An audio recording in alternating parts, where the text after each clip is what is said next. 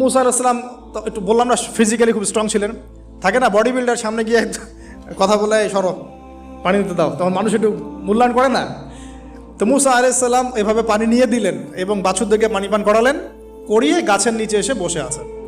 বসে বসে তিনি দোয়া করছেন, এই যে দোয়াটা তিনি দোয়া করছেন, রব্বি, একটা নেক কাজ করলেন, নেক কাজ করলেন না, মানুষের উপকার করলেন, নেক কাজ করে এসে গাছের নিচে বসে দোয়া করছেন, আল্লাহ এখানে তো আমার খাবার পানি বাসস্থান কিছুই নাই, আমি কি করব।